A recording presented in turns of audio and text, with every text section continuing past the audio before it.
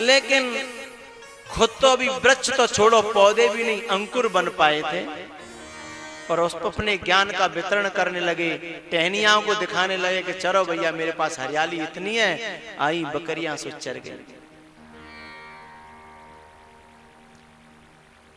प्रदर्शन, ज्ञान का प्रदर्शन, वैराग्य का प्रदर्शन।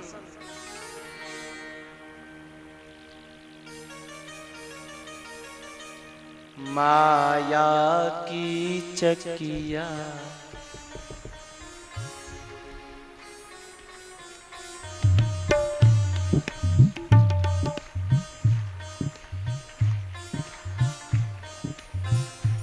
कोई पैसे मत जई, कोई पैसे मत, कोई अब तो होशियार है भी हमारे श्रोता।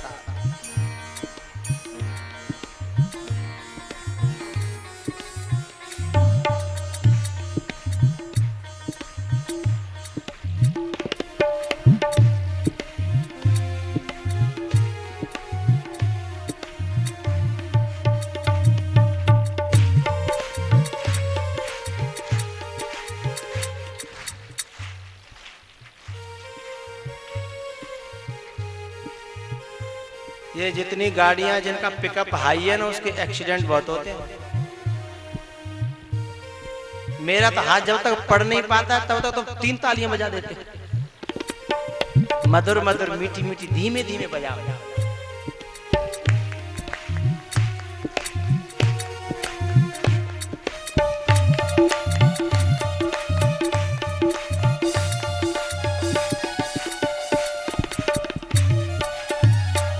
माया की चकिया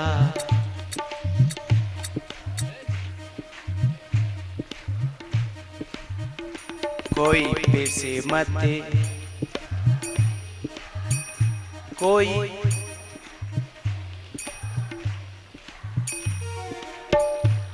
अभी सब सही नहीं बोल रहे हैं, दोनों बार कह रहे हैं पिस मत जाइए और पिस मत जाइए।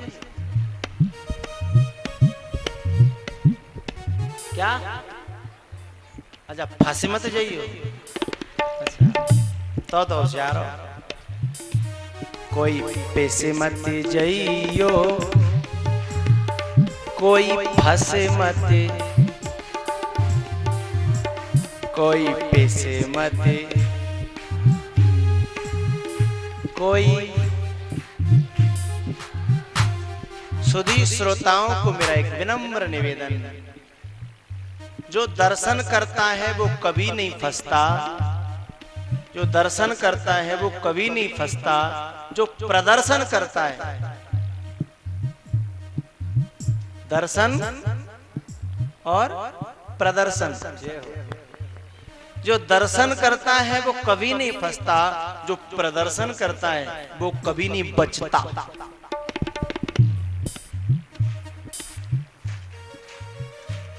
भक्ति मार्ग का ये अवगुण है, प्रदर्शन।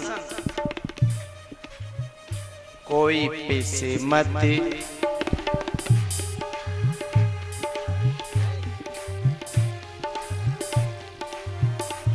एक जगह कथा में 3-4 लर चोरी है गई, कट गई, प्रसाद ले रही थी और लर कट गई सोने की, और 4-6 हजार की भीड़ थी, 3 जनी की कटी, और जो थी ना 4,000-5,000 जो और जनसंख्या थी काऊ की नहीं कटी, क्योंकि और जो थी ना उनकी घर में रखी थी, वहां दर्शन करती थी, घर पे रखी थी, वक्त जरूरत के लिए रखना में मना नहीं कर रहा, और सबके पास सोना चांदी है, घर में रखा है तिजोरी में, रोज दर्शन करो, रोज देखो बाहर, कोई टेंशन नहीं, चोरी है जाए, यहाँ चौरे में तो कटेंगी नहीं, चोरी है जाएगी क्या? नहीं होगी, दर्शन करोगे तो चोरी नहीं होगी, लर कटेगी नहीं, लेकिन जब प्रदर्शन करोगे तो कटेगी कि नहीं कटेगी? कटेगी ना। पर लर कट जाए तो कोई बड़ी बात ना। लर के संग तो कभू कभू दर्शन में कोई घाटा नहीं है। तुम विद्वान बनो, ज्ञानी बनो, बैरागी बनो, कोई घाटा नहीं है। ये दर्शन है। लेकिन भैया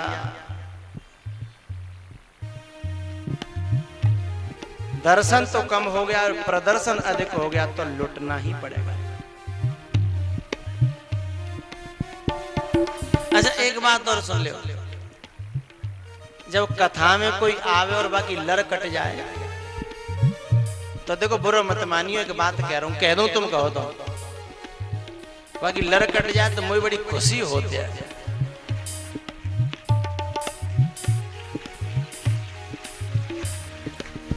मुझे बड़ी खुशी होती है। वैसे हो सकता है मैं गलत हूं, लेकिन मुझे खुशी होती है। ये मेरा अवगुण है। अच्छा ये होता मुझे होनी चाहिए कि नहीं होनी चाहिए? होनी चाहिए ना। हाँ, क्योंकि वो लर पहन करके आना उसका दर्शन नहीं था,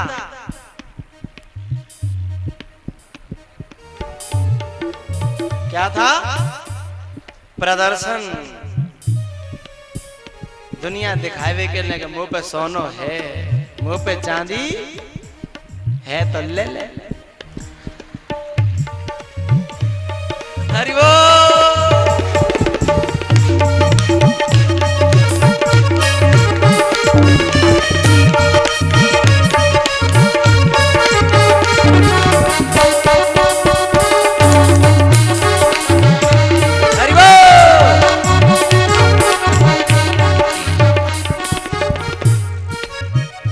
हमारे यहाँ कुछ विद्वान ऐसे भी बैठे हैं जिन्हें ज्योतिष का ज्ञान है। ज्योतिष के विद्वान भी बैठे हैं। ज्योतिष में एक नियम है, आदमी के दो नाम होते हैं, एक मुंह बोला और एक गुप्त नाम रहता है। तो जब वो ग्रह देखते हैं ना, जब ग्रह देखते हैं तो जो जन्म पत्री का नाम है, जो ओरिजिनल नाम है, जिसको बोलते नहीं है लोग, उससे मिलाते हैं थोड़ी सी, लेकिन उसे पूछते तुम्हें लोग बोलते ज्यादा किस नाम से हैं? आपको ज्यादातर लोग किस नाम से पुकारते हैं? तो फिर सच्चा ज्योतिषी उसी नाम पर लगे हुए ग्रह को देखता है। क्यों? जो नाम चर्चित होता है ना, जिस नाम का प्रदर्शन होता है, ग्रह उसी पर ज्यादा लगता है। जो नाम से आदमी पुकारा जा रहा है, जिस नाम से आदमी एकदम चौंक जाता है कि ये मेरा नाम है, ग्रह उस नाम पर प्रभावी होगा ज्यादा, क्योंकि वो प्रदर्शन में है, लाइट में है। तो मेरा निवेदन है भैया, दशरथ जी ने ढोल बजवाए थे, दशरथ जी ने बजवाए बाजे और खुद बेचारे दशरथ जी के बज गए बाजे।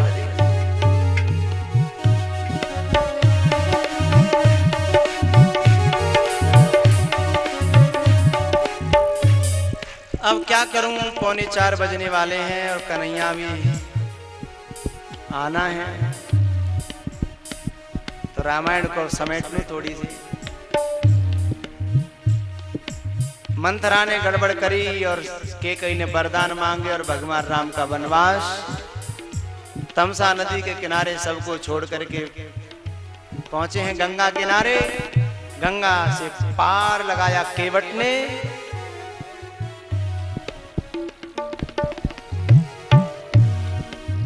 गंगा से केवट ने लगाया पार। कभी कभी भगवान को भी भक्तों से काम पड़े,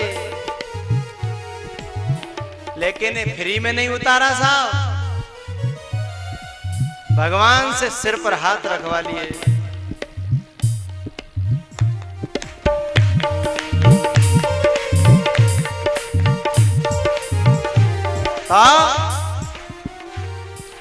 और भगवान को बांध के पटक दिया कि फिरती बार मोहि जो देवा सो प्रसाद में सिर धरे।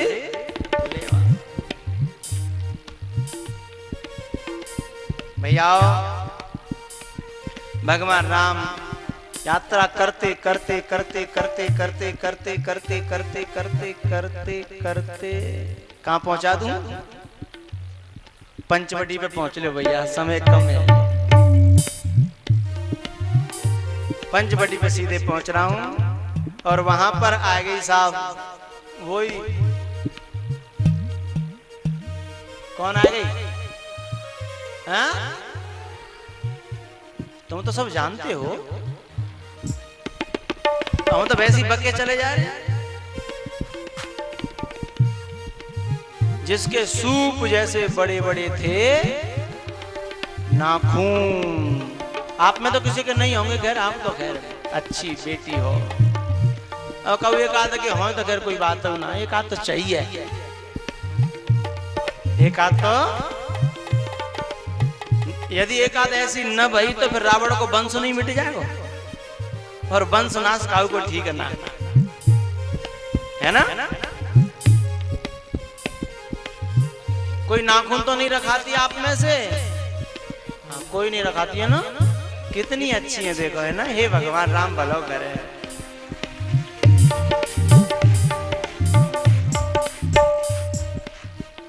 नाखून रखाना दोष होता है। हाँ, दोष है हमारी भारतीय परंपरा के लिए। रावण के खानदान में कोई दोष, रावण के खानदान में तो न नाखून रखाए वो दोष, और न पी वो दोष, और न खाए वो दोष। वो तो कहते हैं कि बानर भालू आहार हमारा। तो भैया जाए खाए को कोई बुरी चीज खाए में दोष नहीं माने, बुरा पहरवे में दोष न माने, तो कौन के खानदान को है? हाँ? रावण के। तो ठीक है।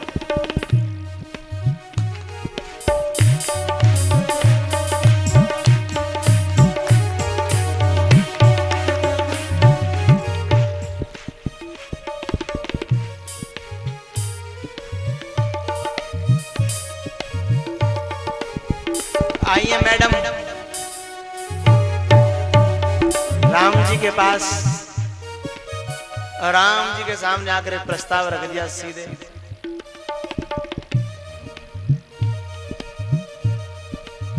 सोचा विचारा कुछ नहीं, क्योंकि सोच विचार तो सनातन संस्कृति में किया जाता है। रावण तो कहता कि हमारे यहाँ कोई सोच विचार नहीं किया जाता, हमारे यहाँ तो कल मैंने बताया था ना, सीधे कांड किया जाता है। विचार तो कायर करते हैं, रावण कहता था विचार तो कायर करते हैं। तो भैया जैसो रावण और वैसी बाकी। हाँ देखो, अब उत्तर देना पड़े तुम्हें सब संग संग। वैसी उसकी, हाँ दोनों ही मान रहा हूं मैं, कोई बात नहीं, कोई विचार नहीं किया और सीधा अपना प्रस्ताव रख दिया। अब मैं ज्यादा उसका विश्लेषण नहीं करना चाहता, जो भारतीय संस्कृति के बिल्कुल विपरीत है। जो बेटी अपने आप अपना वर चुने, अपने आप अपना प्रस्ताव रखे, माँ बाप जिसके संरक्षक में हो, माँ बाप के संरक्षण में न रहे, उसे हम उच्छृंखल कहते हैं। क्या? उच्छृंखल।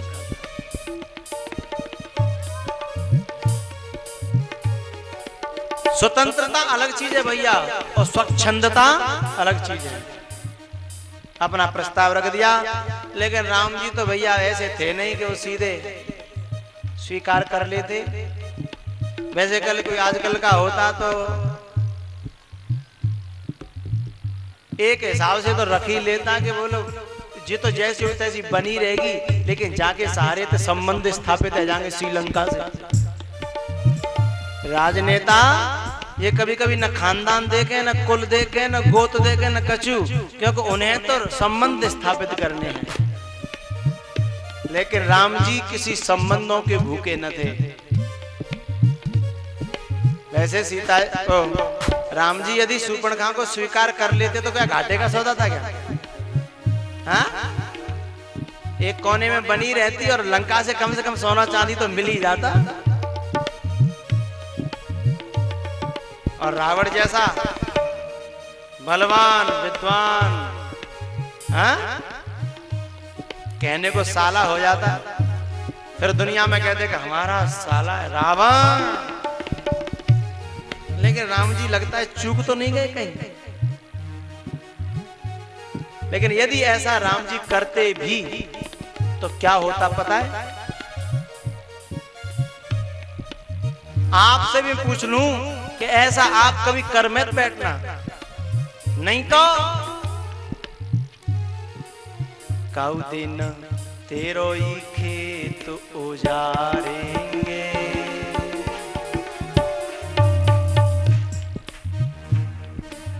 कभी कभी हम लोग बदमाशों से अपने संपर्क जोड़ते हैं कि काऊ दिन काम आएंगे, लेकिन तुम्हें ये नहीं पता कि बदमाश कभी किसी के सगे होते ही बदमाश है ही जो अपने माँ बाप को सगा नहीं, अपने अपनों का सगा नहीं है, फिर तुम्हारा सगा कैसे हो सकता है? लेकिन हम संबंध इसलिए स्थापित करते हैं कि हमारे तो कम से कम काम।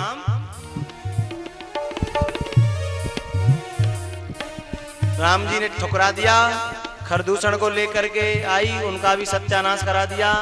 रावण के पास पहुंची, काहे के ले गई? कल्याण करावे के ले। जिन घरों में बदचलन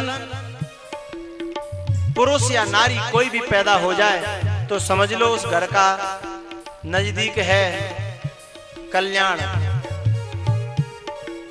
कल्याण नजदीक है साहब।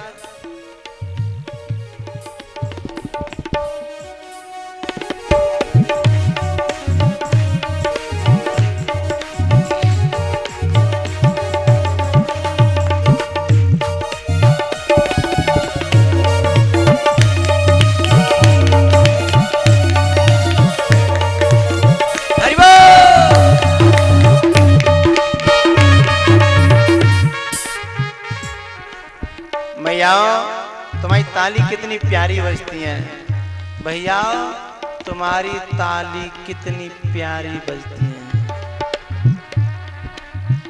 पीछे एक टोली बैठी है बड़ी आलसी, हाथ ऊपर ही नहीं हो तो वाके। हरि बोल।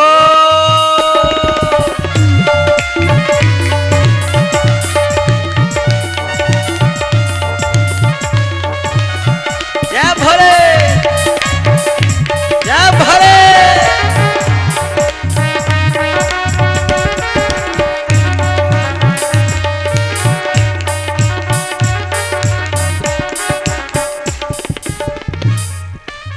धन्यवाद भैया, बुरा मानेंगे होंगे हम अपनी बात वापस। लेकिन आपने एक ही मेरे इशारे में बिल्कुल हाथ ऐसे कर दे, बलिहारी सबकी बलिहारी।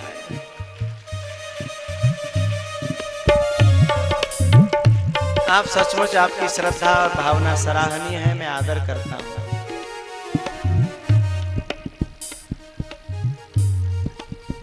तो रावण का क्रोध जगा दिया और बैर बना दिया राम जी से। रावण आया पंचवटी पर हिरण्यमारीच लेकर के और राम जी को धोखा देकर के सीता का अपहरण हुआ। राम जी ढूंढते ढूंढते सुग्रीव के पास और हनुमान जी को भेज दिया, लंका के जाओ सुध लेकर के आओ। खबर लाई हनुमान जी और फिर पुल बना और लंका पर चढ़ाई है गई साहब, चढ़ाई है। और सबसे पहले कुंभकर्ण जी महाराज का नंबर आ गया, उसके बाद मेघनाथ और फिर मेघनाथ के पापा। कौन थे मेघनाथ के पापा? रावण। हाँ,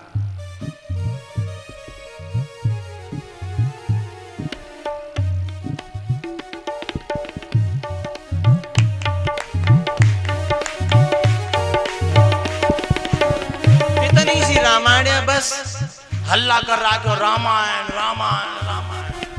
कितनी सी रावण है ले उन्हें के दे रहा हूं।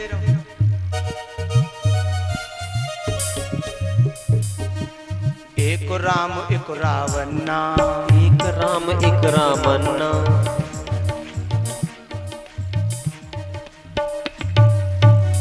कह दे एक राम एक रावन्ना, एक राम एक रावन्ना, एक छत्री एक बामन्ना, एक छत्री एक बामन्ना, वाने बाकी नार चुराई, वाने बाकी नारी चुराई, वाने बाकी नार उड़ाई, वाने बाकी नारी उड़ाई, और बात कछु बातन्ना, और बात कछु बातन्ना, और तुलसी ले गपोथन्ना।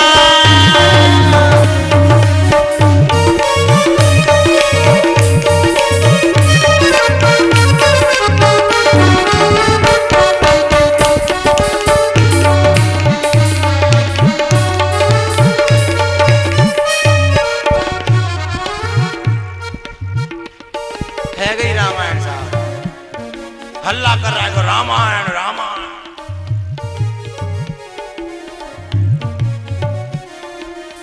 चारों वेद पुराण अष्टदश, चारों वेद पुराण अष्टदश, छयो शास्त्र सब ग्रंथन को रस, छयो शास्त्र सब ग्रंथन को रस, मुनि जन धन संतन को सरवस, मुनि जन धन संतन को सरवस, सार अंश सम्मत सबही की, सार अंश सम्मत सबही की, आरती श्री रामायण जी की, आरती श्री रामायण जी की, रामायण सुर तरु की छाया, रामायण सुर तरु की छाया, दुख वह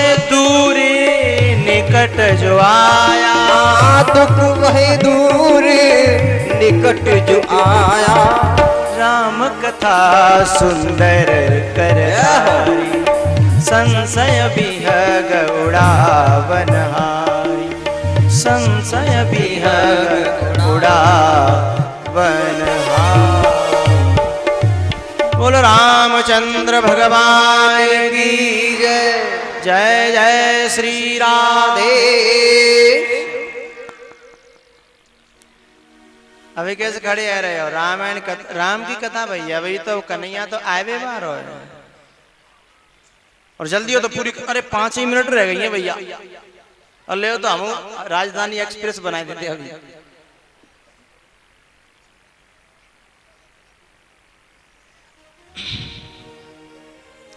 नवें स्कंद की ये राम चर्चा है, और 10वें स्कंद में चंद्रवंश की जो कथाएं हैं उसमें वसुदेव अपनी देवकी को ले जा रहे थे तो कंस उनका सारथी बन गया। कल चर्चा करी थी मैंने कंस की, परसों भी चर्चा करी थी। कंस है अहंकार का स्वरूप, और अहंकार किसी की बागडोर संभालेगा तो उसके जीवन में संकट ही संकट आएंगे, और कन्हैया जिसकी बागडोर संभालेगा वो कितना भी बड़ा महाभारत का युद्ध हो उसे तो वो जीत करके ही रहेगा। यत्र योगेश्वरः कृष्णो यत्र पार्थो धनुर्धर तत्र श्री विजयो भूतिर ध्रुवा नीतिर मतिर मम। संजय ने निर्णय दिया, संजय ने धृतराष्ट्र से कहा था कि यत्र योगेश्वर कृष्णो, जहां योगेश्वर कृष्ण है, यत्र पार्थो धनुर्धर। धृतराष्ट्र ने संजय से पूछा कि तुम्हारा मत का है? तो संजय ने कहा मेरा मत तो इतना है कि जहां कृष्ण बैठा है वहां विजय ही विजय है, वहां हार होने वाली नहीं है। ध्रुवा नीतिर मतिर मम, मेरा मत है। तो कंस के हाथों में बागडोर चली गई भैया, और तुरंत संकट छा गया। आकाशवाणी हुई अशास्त्वा अष्टमो गर्वो हंतायाम बहसे बुध। तुरंत जेल में डाल दिया वसुदेव देवकी को, इस शर्त पर कि मैं तुम्हें हर पुत्र सौंपूंगा। तो 6 पुत्रों का तो गोविंदा नमो नमः कर दिया। 7 में बलदाऊ भैया योग माया के द्वारा रोहिणी के गर्भ में, और 8 में नंबर पर साहब कौन आ गए? मोर मुकटवा। रुक ले, तुम्हें यार जल्दी पड़ती है। अभी मोर मुकुट कहां से आएगा? का पेट में तो पैर क्या है मोर मुकुट? पहले भगवान चतुर्भुज रूप में प्रकट हुए और उन्होंने सीधे वसुदेव से कहा कि आप मुझे गोकुल पहुंचा दो। और वसुदेव को बहुत गुस्सा आया। मैं आप लोगों में से किसी को सांकरों से और बड़ी बड़ी बेड़ियों से खम्भ से बांधूं और फिर तुमसे कहूं कि जा भंडारे में तो पुआ लिया।